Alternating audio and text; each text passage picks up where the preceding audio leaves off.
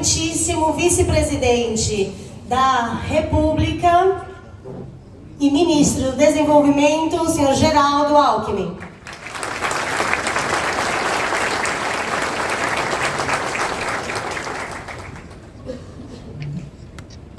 Bom dia a todas e a todos.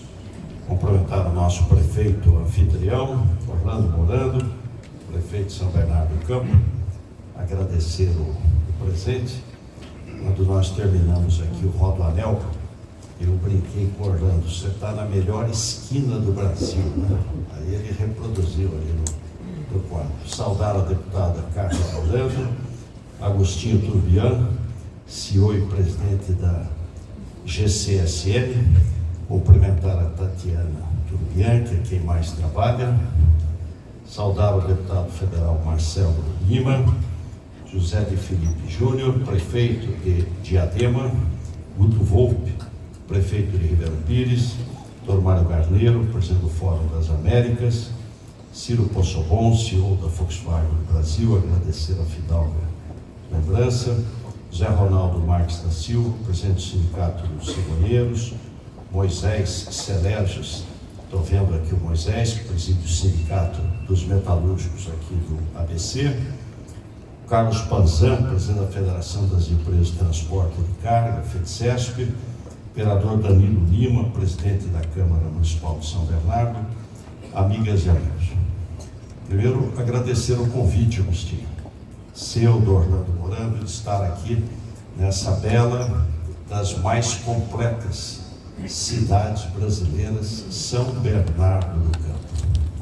Pindamonhangaba, que se cuide, viu?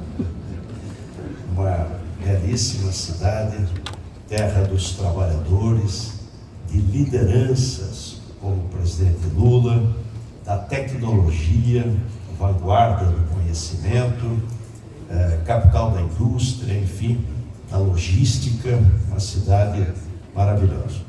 Eu pedi ao Agostinho que depois me encaminhe as propostas aqui do FOPA, do Fórum Paulista.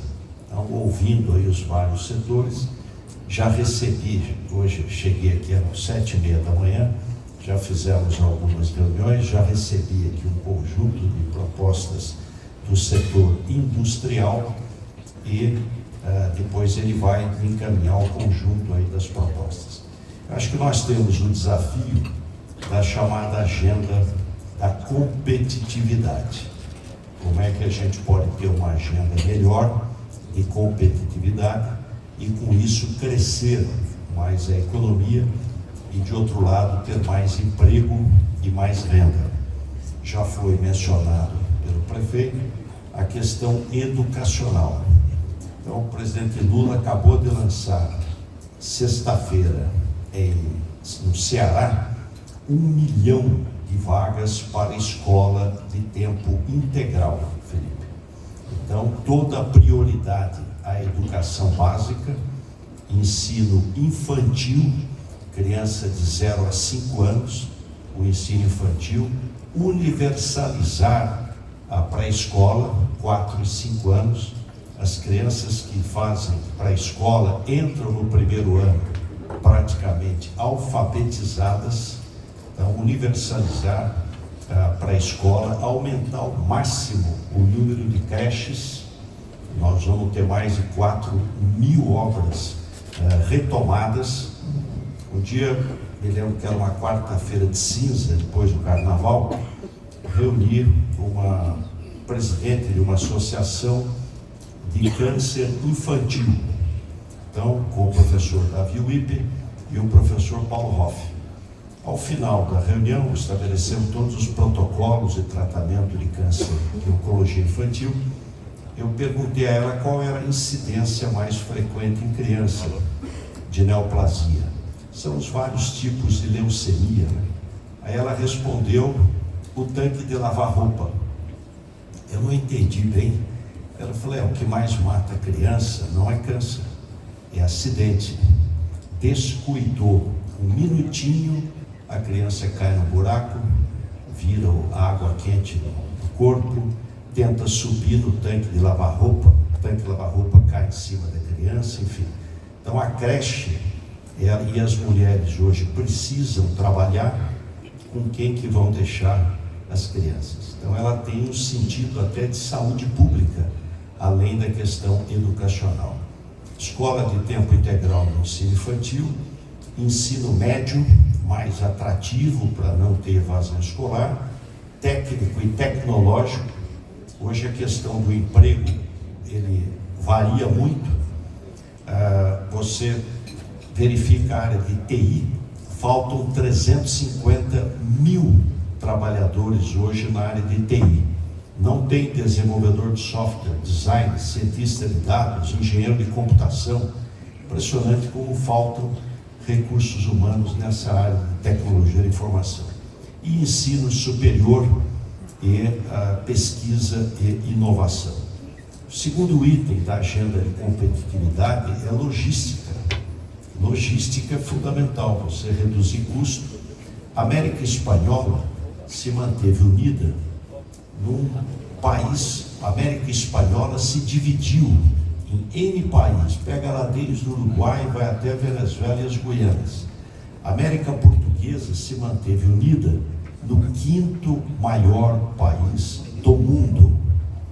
Um município brasileiro chamado Altamira, no Pará, um município, ele é maior que Portugal, uma cidade nossa, é maior que o país inteiro, 190 mil quilômetros quadrados, um município, é quase 1000 quilômetros, para você ir da sede no município, no distrito, na ponta.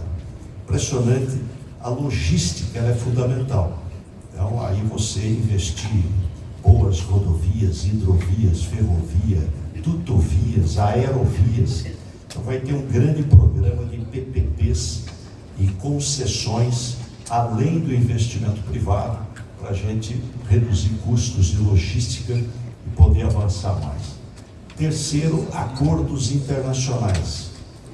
Quando há um esforço grande de discussão do acordo Mercosul-União Europeia. Quando a gente não faz um acordo, não é que você ficou parado, você foi para trás, porque alguém fez e vai ter preferência sobre o seu produto. E embora o mundo seja globalizado, o comércio é intra-regional. Canadá, México, Estados Unidos, 50% do comércio é entre eles. A União Europeia, 60% do comércio é entre eles. A ASEAN, 70% do comércio é entre eles. Na América Latina, é 26%. Nós temos que começar pelos vizinhos. E é para onde a gente vende caminhão, vende carro, autopeça, linha branca, produto com valor agregado, com produto industrial que agrega valor. Por isso a primeira viagem do presidente Lula foi Argentina e Uruguai. Precisamos recuperar o mercado da América Latina, fundamental para onde a gente vende mais produto industrial. Depois a segunda viagem do presidente Lula foi aos Estados Unidos, porque é o maior investidor do Brasil. A terceira foi a China, porque é o maior comprador do Brasil, o maior parceiro comercial. A quarta foi para a Europa, Portugal e Inglaterra depois, Espanha e Inglaterra, porque estamos tratando da questão do Mercosul, União Europeia. Se conseguirmos fechar esse acordo, vai ser um passo importante no comércio exterior. O mundo que cresce, exporta, importa, exporta, importa, exporta, importa. E há um conceito errado, Agostinho, que a gente precisa corrigir. Quando a gente financia o comprador brasileiro, o importador de outro país, nós estamos gerando emprego aqui no Brasil. Aqui no Brasil. Então, o mundo que cresce, as grandes economias do mundo, tem Exim Bank. O que é Exim? Ex importa, exporta, in importa, Exim, exporta, importa, exporta, importa. Comércio exterior é central. E o crédito é importante. Você financiar o produtor brasileiro para ele conquistar mercado lá fora. E para isso existe o que se chama de FGE, Fundo Garantidor de Exportação. Se o banco financiar e tiver um sinistro, o fundo garante. Você tem um fundo garantidor de exportação, só para isso. Então, o comércio exterior é outro ponto fundamental. O outro é câmbio. E o câmbio está bom. Quando a gente tinha o câmbio 1 para 1, $1, R$1, você mata a indústria, porque é muito mais barato importar. Hoje o câmbio de R$5 o dólar, R$4,90, R$5, vai variar um pouco nessa faixa, é um câmbio competitivo. Ele é um câmbio bom, um câmbio competitivo. Ele não pode ter grandes oscilações.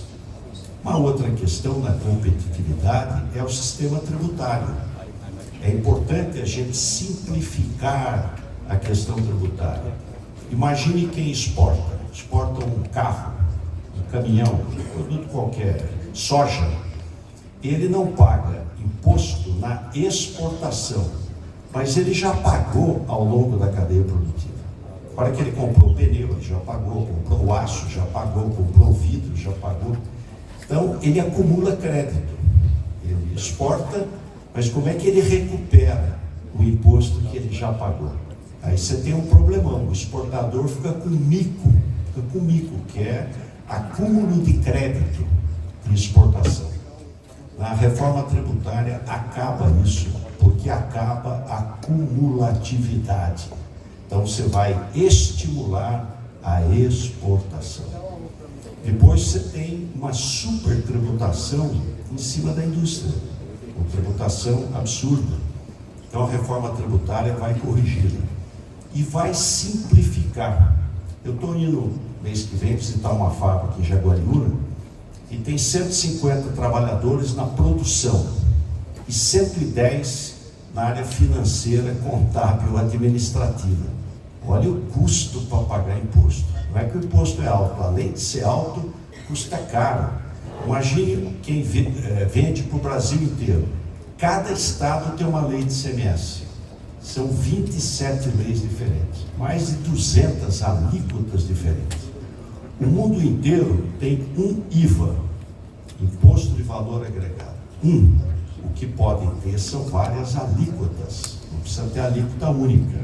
Você pode ter, portanto, é ter um imposto. Pode ter mais de uma alíquota, alimento, mais barato, educação, saúde, enfim. Mas a simplificação pode ajudar e estimular investimento, estimular exportação e ajudar a indústria para poder ter um crescimento maior. Claro que todos vão ser ouvidos. A ideia não é tirar de um município ou de um estado passar para outro, mas é você ter uma neutralidade federativa. Mas há um estudo que mostra que em 15 anos o PIB do Brasil pode crescer 10%, porque essa é uma reforma que traz eficiência econômica. Outra questão da competitividade é juros. Ninguém vai investir num grande investimento só com capital próprio. Ele pega crédito, ele empresta 10 anos, 15 anos para fazer um grande investimento. Então o mundo inteiro fica atento no custo de capital. Se eu capto dinheiro a 20% ao ano, o outro capta a 4%, ele vai levar uma vantagem comparativa impressionante. E aí nós temos uma preocupação. A inflação, graças a Deus, está em queda. Nós temos o último número anualizado, 4,12%.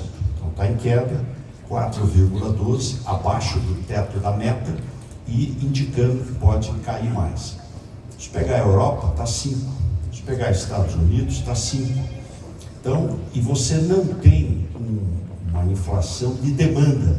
Olha, não está tendo fila para comprar carro, não está tendo fila para comprar caminhão, não está tendo fila para comprar computador. Não é de demanda, é guerra e preço administrado. Esse é o fato. Aí eu acho que estou otimista. Os juros vai cair. Aliás, os juros futuro, que não é estabelecido pelo Banco Central, é mercado, ele já aponta para baixo de 6%. Então ele aponta, indica queda. Se com câmbio bom, melhorando o sistema tributário e juros para baixo, a economia cresce de maneira muito mais forte, e com uma agenda de competitividade. Aí a ancoragem fiscal, ela é importante. Primeiro, tirar da Constituição brasileira lei de teto. Não tem sentido ter na Carta Magna, na Constituição do país, regra de teto de gastos. Isso é da lei. Então, a primeira medida que o Congresso Nacional tomou acertada foi desconstitucionalizar. Tirou da Constituição, deixou para a lei. E a lei já está no parlamento, deputado Marcelo Lima. Já está lá para ser votada. Nós estamos otimistas aí que possa votar nas próximas semanas. Então, a ancoragem fiscal, ela busca 3 coisas. Primeiro, a dívida sobre PIB. Hoje está em 74% do PIB, a dívida brasileira. O PIB é, em números redondos, 10 trilhões. Nós estamos falando, então, de 7,4 trilhões a dívida pública brasileira. Só que o Brasil tem quase 400 bilhões de dólares de reserva internacional. Você tira a nossa reserva, isso cai 1,6 trilhão, baixa para 5,8 trilhões, tira os estados e municípios, baixa para 5,2 trilhões, a dívida líquida federal. Eu quero que ela caia em proporção ao PIB. Então, você estabelece na ancoragem fiscal a evolução dessa dívida para cair. Para cair, eu tenho que ter superávit primário, ou seja, entre o que eu arrecado e o que eu gasto, tem que sobrar um pouquinho, eu ir reduzindo a dívida. Então, o governo, e para isso, eu preciso controlar a torneira, o gasto. Então, é um tripé. Quanto eu posso gastar, qual a minha meta de superávit, e aí como é que cai a dívida sobre PIB. E claro, se o Brasil cresce, a dívida cai mais depressa, porque quanto mais alto o PIB, o crescimento, a proporção dele cai. O presidente Lula, quando assumiu o governo, era lá atrás, em 2002, a dívida sobre PIB era 59% do PIB. 59%. Quando saiu do governo, 39% do PIB. Baixou 20 pontos a dívida. Por quê? Porque o Brasil cresceu. Quando você cresce mais forte, a sua dívida em relação ao produto interno bruto, ela melhora e fica melhor. Então, eu diria que nós vamos ter 2 projetos aí importantes, estruturantes. A reforma tributária, buscando simplificar o modelo tributário e trazer eficiência econômica. E a ancoragem fiscal, fazendo uma regra tríplice inteligente, mostrando claramente a responsabilidade fiscal do governo. E ela faz de maneira inteligente, porque quando a economia crescia forte, eu podia gastar à vontade. Quando caía muito, eu tinha que cortar tudo. Então o governo era cíclico. Se cresce, pode crescer mais. Se cai, corta mais. O que o mundo faz é o anticíclico. Se está crescendo forte, eu tenho um teto. A partir daqui eu só posso investir e tenho que pagar a dívida. Quando cai, eu tenho um piso. Olha, não pode cortar demais, que vai parar a economia. Não adianta resolver o problema que o doente que morra. Então ela é inteligente, que ela estabelece bandas, estabelece teto, estabelece piso. Então, feita de maneira inteligente. Finalmente, na lógica da competitividade, desburocratização. Nós temos uma cultura cartorial. Como a gente cria regra? Quem paga o povo é custo que vai subindo. Então, desburocratizar. O serviço público mais bem avaliado do estado de São Paulo se chama Poupa Tempo. Todo mundo bate palma. Por quê? Porque desburocratizou, simplificou, facilitou a vida das pessoas. Então, lá no MEDIC, exportação, vou dar um exemplo, exportação de frango para Reino Unido e União Europeia. O certificado de localização, ele era papel, e R$ 166 de taxa por guia que você tinha que tirar ao exportador. Felipe, nós zeramos. A partir agora de abril, não paga mais nada, nada, nada. É zero a taxa. E tudo digital. Acabou o papel. Então, digitalização, desburocratização e redução de custo. Estamos estudando as licenças de importação e exportação serem licença múltipla. Tudo que puder fazer no sentido de simplificar e desburocratizar. Mas eu quero pedir licença para vocês, porque o presidente Lula marcou uma reunião agora pela manhã, ele marcou na sexta, eu não estava previsto, e vice assim, né? O titular marca, você se adapta, né? Eu era vice-governador, o dia estou em Araçatuba, à noite, toco o telefone. O governador Mário Covas marcou reunião amanhã, 9 horas da manhã em São Paulo.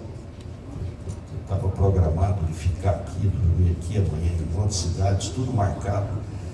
Liguei para a secretária dele, eu preciso ir mesmo, e alguma coisa urgente. Aí daqui a pouco ela ligou. O governador falou para o senhor voltar. Reunião urgente, 9 da manhã, Palácio Bandeirantes. E a razão é o seguinte: o Fábio Feldman, que era o secretário do Meio Ambiente, ele vivia viajando, né? Cadê o Fábio? Está na Noruega, o pessoal do Meio Ambiente viaja bastante, está na China, está não sei onde. Fábio Feldman está em território nacional. Nós temos que aproveitar que ele está aqui e fazer a reunião. Então volte. Mas deixar um grande abraço a cada um e cada um de vocês e trazer que dia 25 é o dia da indústria, 25 de maio. Então estão sendo estudados aí vários projetos mais específicos, mais focados. Mas o importante é a gente cuidar do macro. E, cuidando do macro, há um princípio em medicina que vale para a economia. Sublata causa toritur effector. Suprima a causa, que o efeito cessa. Nós precisamos agir nas causas do baixo crescimento. Por que nós temos um crescimento menor? Chegamos da década de 30, a década de 70, 50 anos, o Brasil cresceu em média 5% ao ano. Então é preciso uma agenda de competitividade, a gente agir nas causas, a economia cresce e de maneira sustentável. E aí tem uma outra questão relevante. A pergunta sempre foi: onde é que eu fabrico bem e barato? Essa é a pergunta. O que o consumidor quer? Um produto que funcione, de qualidade e acessível ao bolso dele. Onde é que é bom e barato? Agora é onde é que é bom, barato e eu consigo compensar as emissões de carbono. Brasil, não tem outro. Aqui vai compensar a emissão de carbono. Nós vamos trazer investimento. Guardem BIC. BIC. O que é BIC? Brasil, Indonésia e Congo. Essas 3 florestas tropicais. No Brasil, nas Américas, a floresta amazônica. I, Indonésia, na Ásia. C, Congo, na África, República do Congo. Essas 3 florestas estão na mesma linha do trópico. Essas 3 florestas tropicais vão salvar o planeta das mudanças climáticas. O que nós precisamos é ter um mercado regulado de carbono. Mercado regulado de carbono. E aí, não tenho dúvida, o Brasil vai atrair muito investimento. E todo o compromisso com a sustentabilidade. Desmatamento ilegal, zero. E quem desmatou na Amazônia não é agricultor, é grileiro de terra. É grilagem por falta de fiscalização. Amanhã eu vendo a terra, titulo e vendo a terra. Então, todo o compromisso, desenvolvimento inclusivo, não deixar ninguém para trás. Em 100 dias, Orlando, o salário mínimo já teve ganho real. Vamos nos colocar no lugar das pessoas. 70% dos aposentados e pensionistas do INSS ganham um salário mínimo. Imagine a pessoa idosa, marido ou mulher idoso, às vezes sem casa própria, viver com R$ 1.320. Por que o Bolsa Família agregou R$ 150 por criança de 0 a 6 anos? Porque é exatamente na família com criança pequena que a fome é maior, que a pobreza é mais extrema. Então você procurou, com esses 150 a mais, dar um amparo. Então, desenvolvimento inclusivo, voltar ao Minha Casa Minha Vida, faixa 1. Saúde, recuperar os recursos do SUS. Foram liberados agora R$ 2 bilhões para as filantrópicas, a rede toda filantrópica, e está se estudando a valorização do financiamento do SUS. Saúde gera muito emprego. Desenvolvimento com estabilidade. Não pode voltar a inflação. Inflação é o pior dos impostos. Ela não é neutra socialmente. Ela tira do pobre e põe para o rico. O pobre vem derreter o dinheiro dele no bolso. Com previsibilidade. Pode inventar coisa no bolso do colete, as pessoas precisam ter previsibilidade e sustentabilidade. E aqui nós conversávamos há pouco sobre hidrogênio verde. Qual a diferença do verde para o que não é verde? Átomo de hidrogênio, o hidrogênio pode ser uma energia propulsora. Posso ter navio fazendo cabotagem no mundo, movido a hidrogênio. Mas como é que eu obtenho esse propulsor energético hidrogênio? Ou da água, H2O, eu quebro a água e tiro os 2 átomos de hidrogênio, ou do etanol, C2H5OH, 5 átomos de hidrogênio, eu tiro o hidrogênio. Mas como é que eu tiro? Se eu for usar a eletricidade de petroquímica, de petróleo, então é hidrogênio que eu estou poluindo. Que vantagem? Eu vou trocar um combustível fóssil, mas para produzir esse hidrogênio eu vou gastar combustível fóssil, vou poluir o ar. O hidrogênio verde, eu faço a hidrólise, eu tiro o átomo de hidrogênio só com energia renovável, solar, que o Brasil não nasce lugar com mais sol no mundo do que o Brasil, eólica, biomassa, então com energia verde e renovável. Então nós vamos ser o grande produtor de hidrogênio verde. E para encerrar, é fácil a gente entender a importância da questão do carbono. Eu, quando respiro, 80% de nitrogênio. Quando eu expiro, 80% de nitrogênio. Quando eu inspiro, é 80 de nitrogênio e 20 de oxigênio. Números redondos. Quando eu devolvo, é 16 de oxigênio e 4 de gás carbônico. Então todos nós, o mundo animal, cachorro, gato, boi, todo mundo, o mundo animal, o reino animal, estamos tirando oxigênio, jogando gás carbônico. Tirando oxigênio, jogando gás carbônico. Como a natureza é perfeita, o mundo vegetal, as árvores, as folhas, as flores, elas fazem o contrário. Pela fotossíntese, ela pega o carbono do ar e fixa na terra e devolve o oxigênio. Se você olhar um aquário com luz em cima, você vai ver as plantinhas soltando bolinhas. Aquelas bolinhas são oxigênio. Então o mundo animal consome oxigênio, joga carbono, o mundo vegetal faz o contrário. Aí surgiu o homem e falou: olha, eu vou produzir do petróleo. E aí a quantidade de carbono lançada na atmosfera desequilibrou tudo. Vou dar um exemplo. Antigamente o carro precisava ser esquentado, correto? O motor. Eu era menino, papai era veterinário, trabalhava numa fazenda, tinha uma caminhonete na fazenda, e eu gostava de ficar lá acelerando até ele chegar. Senão o carro não andava, tinha que esquentar. Aqui em São Paulo tinha gente que esquentava o carro dentro da garagem. De repente morreu. Como é que morreu? É que o escapamento, ele não lança dióxido de carbono, CO2. ele lança monóxido de carbono, CO. Se eu respiro oxigênio e devolvo carbono, quem é que é o transportador? O cegonheiro. O cegonheiro é a hemácia. Então ela gruda no oxigênio, leva para a célula, gruda no carbono, devolve para o pulmão, e eu vou fazendo as trocas. Quando eu respiro monóxido de carbono, CO, gruda na hemácia e nunca mais separa. Carboxihemoglobina. Aí eu vou grudando tudo, o cara dentro de uma garagem fechada, respirando, de repente ele perde a consciência e morreu, não sabe por quê.